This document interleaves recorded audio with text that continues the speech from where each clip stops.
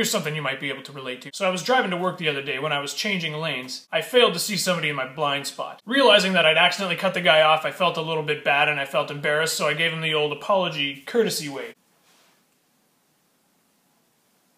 He didn't go for it. No, instead he drove as fast as he could until he was just about into the backseat of my car. Then he flew up beside me going about 90 miles an hour. And then he slowed to my speed and decided to, cuss me out. I don't know exactly what he said, but he made generous use of the F word. And he had gestures to go with his song as well. This went on for about a mile and a half until he finally found his chance to get in front of me and cut me off. Justice, I'm sure in his mind, had been restored. Now, those who know me best know that I can get a little passionate behind the wheel as well. I think most men are. And although there are many passionate female drivers as well, I have rarely seen ones with the same zeal and willingness to deal out a punishment for these minor traffic infractions. What's up with that? Why is there this desire in me to disrupt and confront? And even if I don't act on it, whether it's because of a lack of courage or a lack of energy, the desires still remain. Well, actually, some research has been done on this topic, and what it's shown is that the vast majority of males have an innate desire to pursue and dominate in confrontation. In other words, men have an innate desire for a battle to fight. Now, this trait was a little bit more apparently useful in more primitive cultures in the history of mankind. Like, I'm guessing that the majority of the people watching this video don't have to worry about the people from the neighboring town coming over to steal their wife, kids, and possessions and kill everybody in the town. Just going out on a limb here. No, we happen to find ourselves within a relatively safe society. But this desire for a battle to fight still finds its way out. Like when you find yourself behind that guy who stopped at a green light because he's finishing his text message.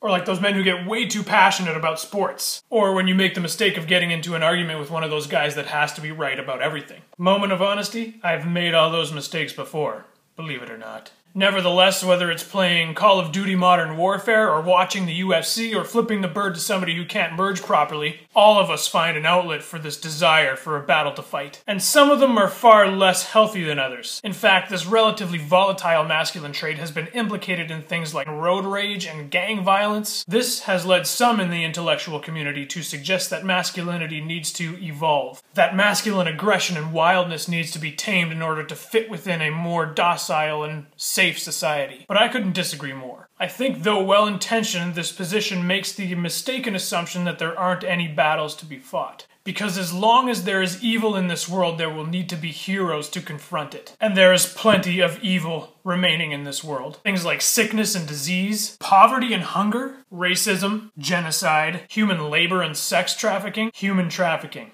If you want to hear about a ridiculous problem right in our backyard.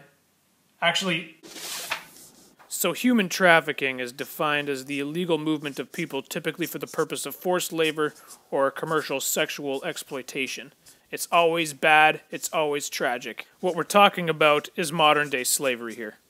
It's estimated that there are about 20.9 million people being trafficked in the world today. To put things in perspective, that's about as much as the population of Australia. 5.5 million of those are children. 55% are women and girls. So, yeah, pretty sick. It's also estimated that the human trafficking industry brings in about $150 billion annually. That's billion, with a B. Let me fix my B. Now, if you're watching this video, you're probably somewhere in the Minnesota Twin Cities area, or you're in the Edmonton, Alberta area, tucked away in some of the safest and nicest places on Earth. The majority of trafficking happens in Southeast Asia, Eastern Europe, and Central America. People are usually trafficked from unstable, corrupt, or developing nations, and then they are moved to more wealthy parts of the world, basically following the money. In the United States, a large portion of the humans trafficked are smuggled in through Mexico. Some of them, however, can come from next door, or down the street, but it most often involves some form of violence, threats, debt, bondage against underage vulnerable girls. If you're interested in learning more on this topic, I've left some links in the description.